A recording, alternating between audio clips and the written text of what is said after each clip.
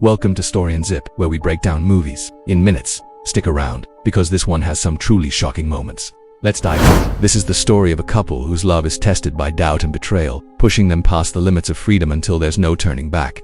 Rosie, on one hand, shatters the foundation of their relationship by misusing her independence, while Jack fights desperately to hold their family together.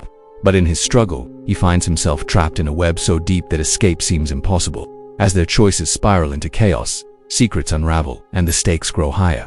Join us as we uncover every twist and turn of this gripping tale of love, betrayal, and suspense. The story opens with Jack cycling through the forest, finally arriving home. As he approaches, he notices his beautiful wife, Rosie, sitting on the stairs, watching him intently. Curious, Jack asks her what's wrong, but instead of answering, Rosie gives a faint smile and silently walks to her room. Jack and Rosie leave their daughter Trixie with the babysitter as they get ready for a party. While Rosie focuses on dressing up, Jack gently helps her put on her shoes, a gesture filled with affection. At that moment, they seem like a deeply in love couple. But beneath this seemingly perfect facade lies a hidden reality, one that is about to unfold before us very soon. Jack and Rosie arrive at the party, surrounded by friends, enjoying the lively atmosphere. Everything seems fine until a man named John walks in. The moment Rosie sees him, her face lights up. She greets him eagerly and, without hesitation, rushes to his side. Jack watches silently as she takes John outside. Alone together, Rosie and John begin kissing passionately. From outside the window, Jack sees everything, but instead of reacting, he quietly walks away. He has always known about his wife's affairs. Their friends are also aware of the toxic nature of their relationship. Later, Jack's friend Mary confronts him, asking, "You know everything, so why are you still holding on?" Jack sighs and replies, "Rosie is free to live her life however she wants. I could end this relationship if I wanted, and she knows that. But I love her too much to break our family apart. I believe that one day, she will finally understand my love."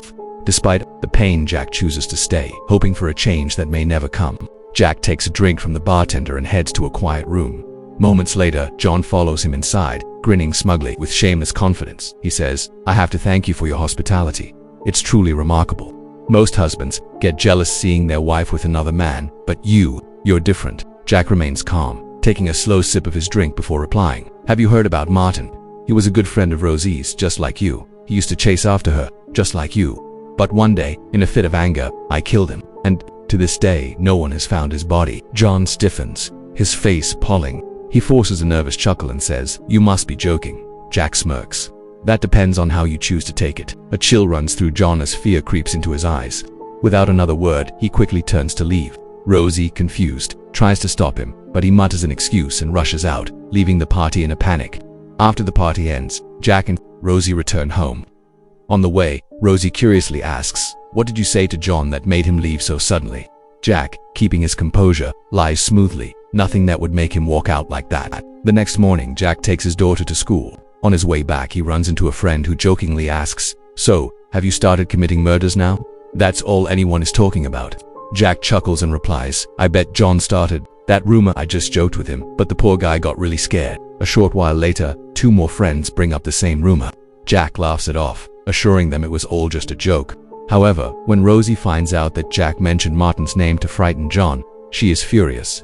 Confronting him, she snaps, "You shouldn't have done that. If you were going to scare him, you should have made sure Martin was gone first." Her words hang in the air, hinting at a dark secret neither of them can ignore. Jack insists he was only joking, but Rosie refuses to let it go. "I'm inviting John for dinner tonight," she says firmly. "You'll have to apologize to him."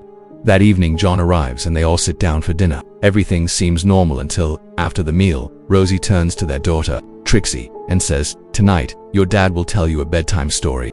Jack immediately realizes her true intention. She wants to spend time alone with John, though he understands what's happening. He remains silent. Without argument, he takes Trixie upstairs, tells her a story, and puts her to bed early. Then, with quiet frustration simmering inside him, he heads back downstairs. As Jack comes downstairs, he catches a glimpse of Rosie and John through the mirror. Their closeness stirs a deep jealousy within him. Unable to contain his frustration, he storms into the kitchen and, in a fit of anger, shatters a plate. Hearing the noise, Rosie walks in and casually tells John to pour himself another drink before stepping into the other room. Seizing the moment, Jack picks up a drink and hands it to John himself. Still unsettled by Jack's previous comment, John hesitates before saying, "Don't you think you should apologize for that murder joke?" Jack smirks, then replies coldly, "That wasn't a joke. I really killed him, hit him on the head with a hammer. No apology will bring him back. John's face drains of color. Fear takes hold, and without another word, he bolts from the house. But was Jack telling the truth, or was it just a way to scare John? That question remains unanswered for now. Jack and his family attend a lively party filled with friends and other guests. Among them is Mark, a writer and the husband of Jack's best friend, Kelly. Since Mark often travels for work, this is one of the rare occasions they get to meet. As they chat, their conversation quickly turns personal. "What do you do for work?" Mark asks. Jack smiles slightly. "I'm retired now. I work a little, but mostly I spend my time cycling." Rosie, however, interjects with a revelation. Jack actually developed a microchip that the military can use in their drone systems to target enemies with precision. The guests, unaware of this side of Jack, are surprised. For the first time, they realize that he isn't just an ordinary man, he's a brilliant engineer and a wealthy one at that. But despite his success, one thing is missing in his life: true peace. After all, a man is only truly rich when he has a loyal wife. As the party continues, Jack shares a dance with his best friend, Kelly. Seeing this, Rosie's heart burns with jealousy, though she says nothing. A few days later, we see Tracy playing with her school friends, while Jack receives an unexpected call from the bank. The banker informs him that Rose has recently transferred $3,000 to another account. Curious, Jack asks for more details, and learns that the money was sent to a man named Charlie, a live piano player. Hearing this, Jack immediately realizes the truth. After John left, Rose has found a new lover. Determined to confirm his suspicions, he starts looking for Charlie. That evening, he visits a restaurant hosting a live piano session. As he scans the room, his eyes land on Rose, sitting at a table, completely engrossed in the music. It becomes clear Charlie is the new man in her life. From that night on, Rose's behavior changes. She starts coming home late, her excuses growing thinner by the day. Her deepening relationship with Charlie is undeniable. Jack feels the sting of jealousy once again, but this time, he doesn't confront her. He watches silently, keeping his emotions buried beneath the surface, waiting for the right moment to act. One night, Rosie doesn't come home. The next morning, as she finally walks through the door, Jack's patience snaps. "Where were you all night?" he demands. "You have a family, a 6-year-old daughter. How could you do this? And why did you send so much money to this Charlie?" But his words don't shake Rosie. Instead, she smirks and deliberately tells him exactly where she was and with whom, knowing it will sting. She enjoys watching Jack's jealousy burn. Deep down, she's certain of one thing: no matter what she does, Jack will never leave her. And knowing this, she takes full advantage of his helpless love. At a pool party hosted by Jack's friend Miles, Rosie takes things a step further. She invites Charlie. The moment he arrives, she clings to him, proudly introducing him to everyone. Soon, Charlie takes his place at the piano, filling the atmosphere with music. The crowd, including Rosie, cheers and dances, completely captivated. But Jack isn't amused. He watches silently, his frustration growing. Then, as if to provoke him further, Rosie walks over with Charlie. "Meet my new friend," she says. With a smirk, Jack forces a smile and exchanges a few words with Charlie, but inside, his emotions churn restlessly. Late at night, Jack searches for Rosie. As he moves through the house, he spots her and Charlie quietly slipping out of a room together. In that moment, he understands exactly what they had been doing. Outside, the party continues. Rosie and Charlie are in the pool, laughing and clinging to each other, completely lost in their own world. The sight makes Jack's blood boil, but he controls himself. What could he do in front of everyone? Then, suddenly, it starts raining. One by one, the guests rush inside for shelter. Jack lingers for a moment, his emotions simmering, before finally following them in. The last to enter. Inside the house, everyone is busy preparing food and enjoying themselves. The atmosphere is lively until Rosie steps outside in search of Charlie. A piercing scream shatters the night. Everyone rushes to the pool only to find Charlie's lifeless body floating on the surface. Panic sets in as they pull him out and desperately try to revive him, but it's too late. Charlie is already dead. Soon, the police arrive and begin their investigation. Tensions rise as Rosie, overcome with rage and grief, points at Jack and shouts, "He killed Charlie." The room falls silent.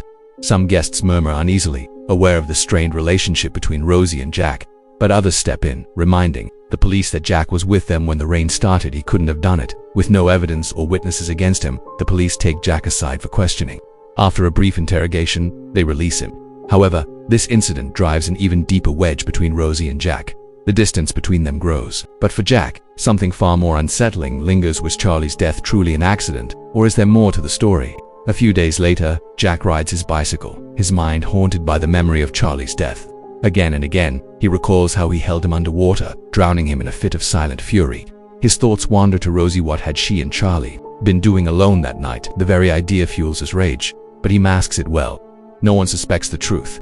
To the world, Jack is just a quiet man, but beneath that calm facade lies a calculated predator, mercilessly eliminating every man who dares get close to his wife. At his daughter's school, Jack runs into his friend Kelly, who hesitates before speaking. Finally, she says, "I don't know if I should tell you this, but Rosie came to our house the other day. She and my husband Mark hired a private detective to follow you. After Charlie's death, she suspects you." Later that night, Jack invites Mark and Kelly over for dinner. During the evening, he takes Mark to a separate room where he keeps his snails. Looking him in the eye, Jack warns, "Stop letting my wife manipulate you. Calling detectives on merely you were there that night. Do you think I killed Charlie?" Mark remains silent, refusing to answer, but Jack knows he won't back down easily. As a writer, Mark is fascinated by crime and mystery. He sees Jack's life as the perfect material for a thrilling novel, one that could bring him both fame and fortune, but his curiosity might take him deeper than he ever intended. Just how far will Mark go in his pursuit of the truth? That's something we're about to find out. As the story progresses, Jack discovers that Rosie has found yet another boyfriend this time. It's Tony, an old friend from his college days. He watches them spending time together, confirming his suspicions. One evening, Tony visits their home to meet Rosie. Jack is there too, silently observing everything. They all sit for dinner together, but as soon as an opportunity arises, Tony sneaks away to Rosie's room. There, he gets close to her, and the two share a romantic moment. Unbeknownst to them, Jack is watching from the shadows. However, this time, Rosie notices him. Their eyes meet, and for the first time, she feels a flicker of discomfort in the midst of her affair. The next day, Jack follows Tony in his car, waiting for the right moment. Seizing the opportunity, he pulls up beside him and casually says, "Hey, you're here. Rosie has been trying to reach you for a while. She probably needs something. Come up with me, I'll drop you off." Unaware of Jack's true intentions, Tony agrees and gets into the car. However, instead of heading toward Rosie, Jack drives deep into the forest, where not a soul is in sight. As they step out of the car, Tony looks around in confusion. "Why are we here?" he asks. Without warning, Jack grabs a heavy stone and strikes Tony's head. Stunned and disoriented, Tony barely reacts before Jack picks up another rock and delivers a fatal blow. Tony stumbles backward, loses balance, and falls into a deep ditch, dying instantly. Jack climbs down to confirm his death. As he checks the body, he notices Tony's wallet, which he pockets. Then, methodically, he secures Tony's lifeless body with stones and drags it to the river, ensuring it sinks, erasing all traces of the crime. The next day, Rose and Trixie are getting ready for a picnic when Jack arrives home. Rosie casually asks, "Would you like to join us?" Jack agrees and asks about their destination. Trixie excitedly responds, "We're going to the nearby forest." Jack's heart skips a beat. That forest is the very place where he had buried Tony's body in the river. In the next scene, the family arrives at the forest. Jack tries to stay calm, but anxiety grips him. Meanwhile, Rosie and Jack sit together, chatting, and for the first time in a while, Rosie looks genuinely happy. Trixie, on the other hand, plays with her dog, running along the riverbank. As they sit, Rosie suddenly asks, "Why do you still want to be with me, even when everyone I love seems to leave?" Jack looks at her and, with heartfelt sincerity, says, "I don't know, but all I want is to spend my life with you." Rosie, touched by his words, softens, and they share a rare, intimate moment. Just then, Trixie calls out, "Dad, my dog won't move from the river." Jack rushes over and feels a cold sweat wash over him. The river has shifted, and Tony's body is beginning to surface. If anyone looks closely, they'll see it. Thinking fast, Jack quickly suggests they leave, making up an excuse. As they walk away, Rosie suddenly remembers, "Oh, I forgot my scarf." Jack immediately replies, "Don't worry, I'll come back tomorrow and get it." In reality, he knows he must return because he has to get rid of Tony's body once and for all. After returning home, Jack casually asks Rosie, "Did Tony call you?" She sighs and replies, "No, he hasn't spoken to me in 2 days. Maybe he's gone like everyone else." Then, unexpectedly, Rosie moves closer, wraps her arms around Jack, and whispers, "Will you stay in my room tonight?" It was rare for them to share a bed, as they usually slept apart. That night, for the first time in a long while, they find themselves lost in each other, rekindling a passion that had long been buried beneath resentment and distance. The next morning, Jack sets out on his bicycle, heading straight to the river. He knows he must ensure Tony's body stays hidden. Using a stick, he tries to push it deeper into the water. Meanwhile, back at home, Rosie enters Jack's snail room out of curiosity. As she searches through his belongings, she suddenly stumbles upon Tony's wallet. A cold realization washes over her. Jack has killed Tony. At the river, just as Jack struggles with the body, Mark arrives unexpectedly. "What are you doing here?" Mark asks suspiciously. Jack freezes, fumbling for an excuse. But Mark steps forward, his eyes widening in horror as he spots Tony's body. Without a word, he turns and sprints back to his car, speeding away in a panic. Seeing this, Jack immediately starts chasing Mark on his bicycle, knowing he will report everything to the police.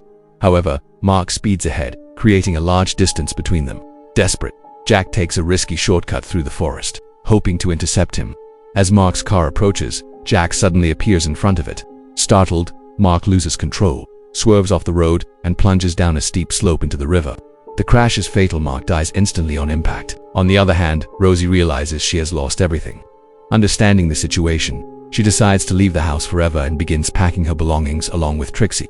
However, after some time, Trixie takes all the packed bags and throws them into the pool. Shocked, Rosie asks what she is doing. Trixie firmly replies, "We're not leaving, Dad." Hearing this, Rosie pauses, deep in thought. She decides to stay, realizing that leaving would break the family apart. She also begins to understand that Jack's actions were, in some way, because of her. Determined to protect him, she burns Tony's wallet, knowing it could serve as evidence against Jack. Now, in the final scene, we return to the beginning. Jack cycles home through the forest, where Rosie sits silently, watching him. Seeing her expression, Jack asks, "What happened?" Rosie gives a faint smile and walks into the room without saying a word. And with that, Deepwater leaves us questioning how far would someone go to protect their darkest secrets. Let me know your thoughts in the comments below. If you enjoyed this recap, don't forget to like, subscribe, and hit the bell icon for more thrilling breakdowns. Thanks for watching, and I'll see you in the next one.